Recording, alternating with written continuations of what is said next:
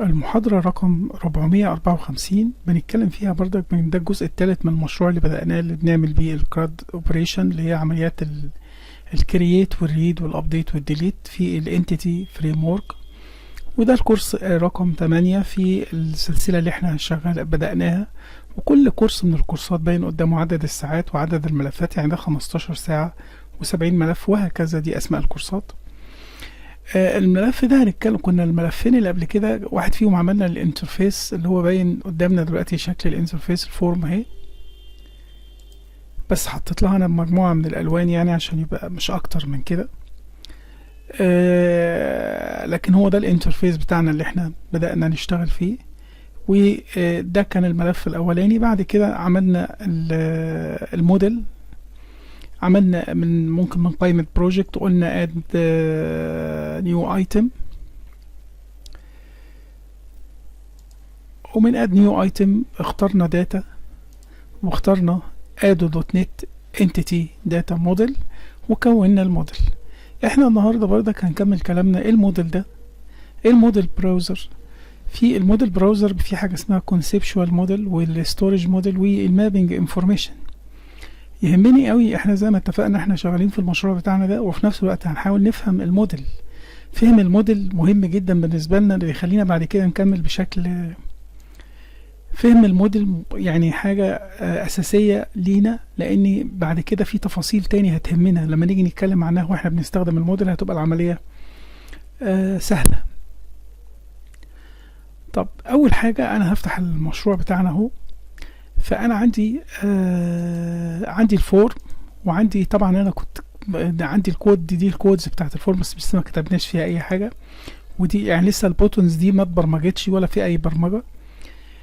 من قائمة فيو في السوليوشن أظهر السوليوشن اكسبلور كان مختفي يعني، أو ممكن هنا في التيبس دي أهو، يبقى ده السوليوشن. لو أنا وقفت هنا على الملف ده أهو اللي هو الداتابيز موديل اللي احنا عملنا دي بي موديل EDMX زي ما خدنا في المحاضرة اللي فاتت، تقدر ترجع لها، وقلت له open with واخترت هنا في XML text editor. هلاقي فيه عندي زي ما هو واضح كده، كتب لي في الران تايم في حاجة اسمها storage model وconceptual model، وفي حاجة اسمها mapping. فادي التلاتة دول اللي احنا كنا شايفينهم قبل كده في الموديل، عشان نبقى عارفين ان الموديلز دي موجودة. طب ايه هما بقى الستورج موديل، وايه هو الكونسبشوال موديل، وايه هو المابنج؟ ايه هما التلاتة دول عبارة عن ايه؟ هنعرف دلوقتي.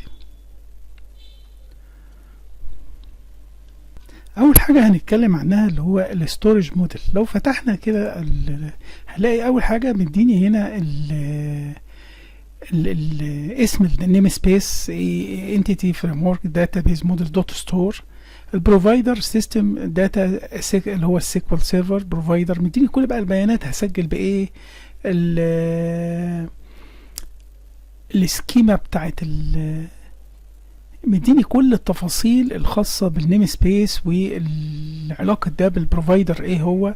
وبعد كده الانتيتي تايب اللي كاستمر اسم الجدول، بعد كده الكي اللي هو الكاستمر اي دي، وبعد كده الكاستمر اي دي بيبدأ يديني اول عنصر اللي هو البرايمري كي، ويقول لي ان ده nullable، والايدنتيتي يعني غير قابل ان انا المفروض ان هو ما يبقاش فاضي، وفي نفس الوقت بيبقى فيه ماشي بالترتيب، بيبقى فيه باوتو نمبر يعني.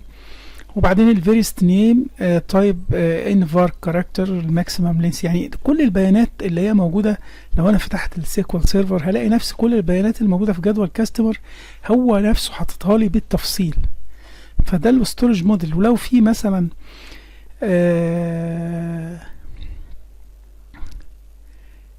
حاجة خاصة بالبرايمري كي والفورين كي والكلام ده بيكتبها لي بالتفصيل.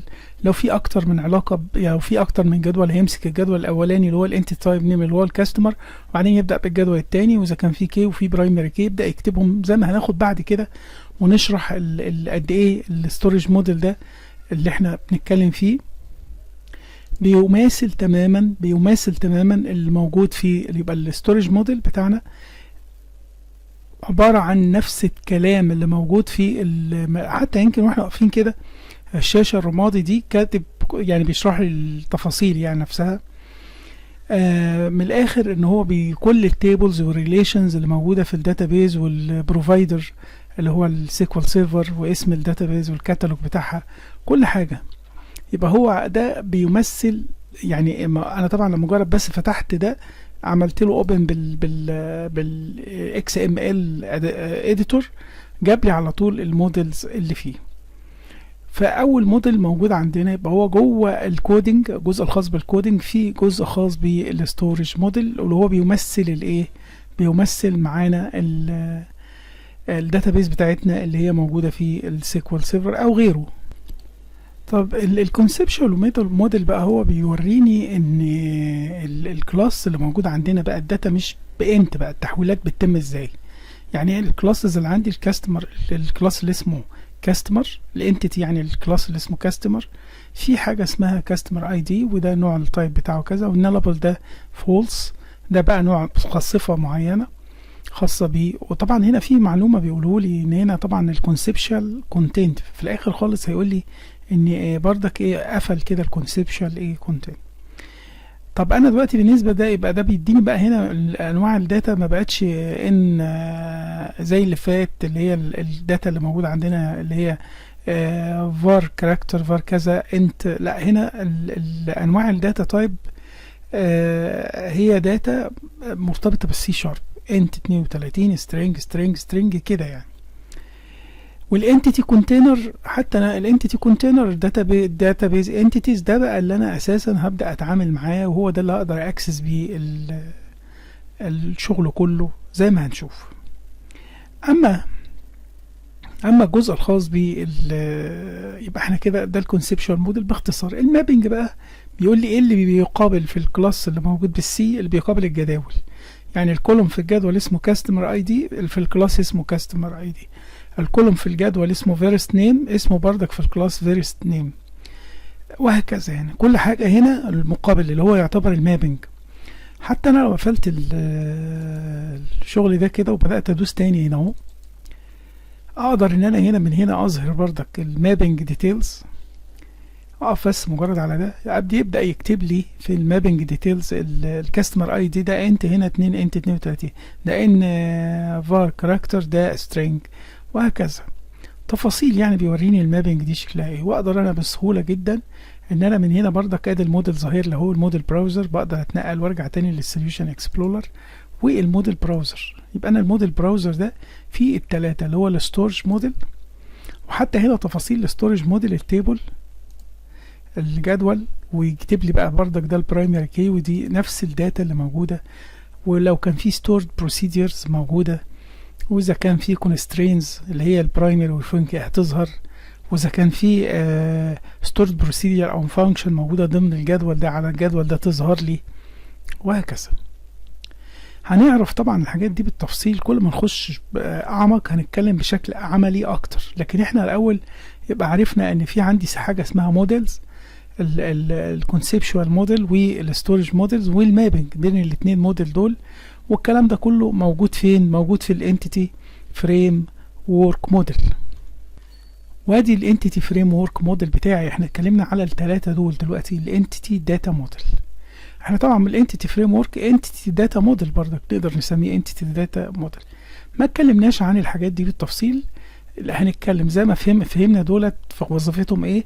ده الكونسبشوال موديل اللي بيمثل الكلاسز، وده الستورج موديل اللي بيمثل الجداول، وفي مابنج بين الاثنين. مين هنا يقابل هنا.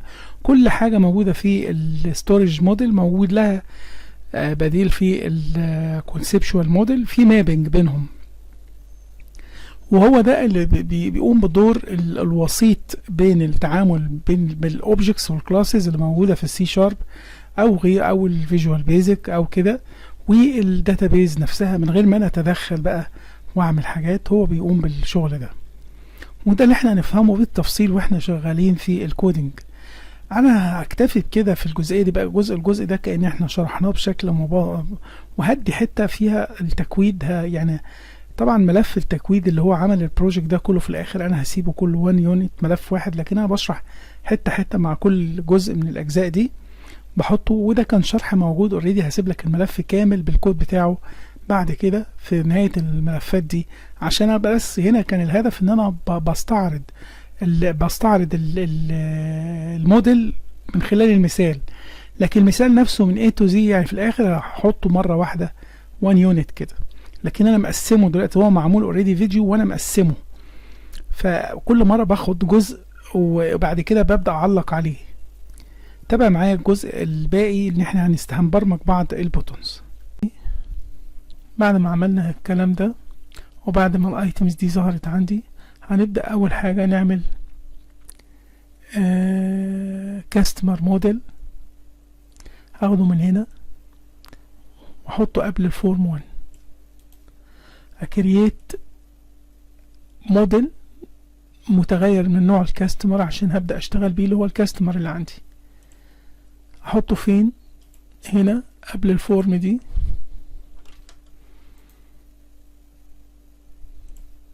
ليه قبل الفورم دي؟ لان ده الكلاس هو بقى فوق كل الفانكشنز الموجودة، فهو جوه الكلاس اتعرف عشان كل حاجة تشوفه يعني، لان هو ده الداتا الرئيسية اللي انا عايز اشتغل بيها. تاني خطوة هعمل زرار كانسل. ده كانسل ده الهدف منه ايه؟ ان انا عايز افضي الفيلدز اللي موجودة، لما ادوس عليه افضي الفيلدز اللي موجودة في الفورم. يعني انا عايز لما ادوس على كانسل ده يفضي لي الفيلدز دي كلها. تعال نشوف الكود بتاعه. هعمل فانكشن اسمها كلير، احطها ادي كلير اهي، هنشرحها دلوقتي بالتفصيل. عملت لها كوبي من هنا، هي كلير دي نفسها، واخش على الكانسل ده ادبل كليك، هيروح على الكود اللي اسمه كانسل بوتون 3 كليك اللي هو الكانسل، واسمه بوتون 3 ما غيرتوش. هنزل تحتيه واعمل الفانكشن، اكتب الفانكشن اللي انا جبتها اللي اسمها كلير واعمل لها كول هنا.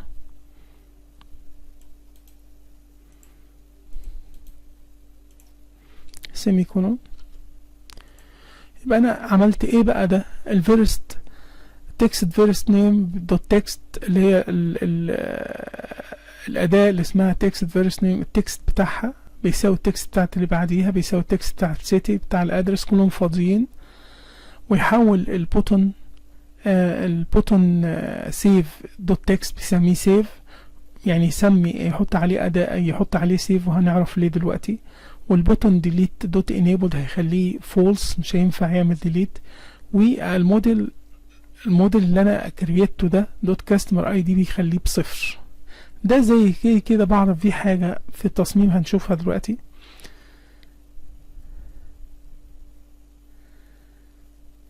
طب ايه السبب ان حط الاسماء دي كده؟ ان انا اساسا ما حطيتش النيم بتاع الاسماء بتاع ما حطيتش النيم بتاعت البوتون دي، فاحط النيم بتاعها.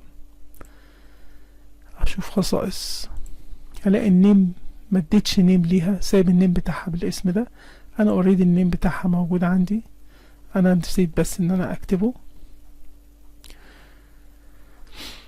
لازم كل عنصر من دول كان ليه تكست ظاهر عليه وليه نيم، فانا دلوقتي كنت ما كتبتش النيم بتاع المتغيرات دي، لكن في الكود اللي انا كنت سابق وعامله كنت كاتب الكود في البرامج اللي انتوا شفتوها شغالة. فاجي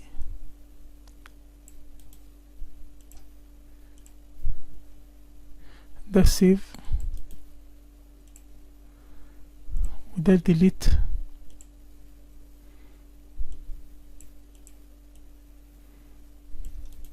اخد بالي بقى من الاي دي اي ان هو بيساعدني، بيحط لي علامات حمراء تحت حاجات اللي هو شايف انها مش منطقية وما سيبهاش طبعا. عشان كده خطوة بخطوة احنا ماشيين مع بعض وبنعرف ازاي نهندل الاخطاء دي.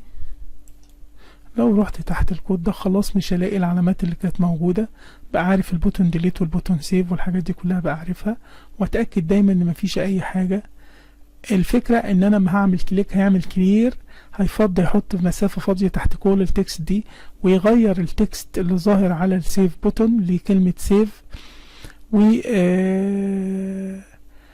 بعد اوقات لانها هتتغير في حتة تاني، والبوتون ديليت هيخليه فولس. يعني انا دلوقتي انا لو عملت ران للكلام ده طبعا وعملت كانسل، عمل ده سيف زي ما هو وخلى ده enabled. هقفل كده واكمل كلامنا، وبعدين خطوة خطوة هنبدأ نكتشف ايه قصة الاكواد اللي احنا بنعملها دي. وبرضك الكلير دي انا هحطها في الفورم لود، في الفورم لود، يعني نفس الفانكشن اللي اسمها كلير دي هحطها في الفورم لود. طب اوصل للفورم لود دي ازاي؟ اوصل لها برضك نفس الكلام، اقف هنا ادي الخصائص اهي، ادوس على الفورم دي واجي على دي الفورم لود، دبل كليك عليها، دخلت على الفورم لود اهو، مكان حطيت برضك كلير، يعني اثناء التحميل بيستدعي كلير ده اثناء التحميل. يعني انا بعمل ران دلوقتي للكلام ده اهو، اثناء التحميل اشتغل من غير ما ادوس انا على كانسل، عمل ده enabled وفضى الدنيا.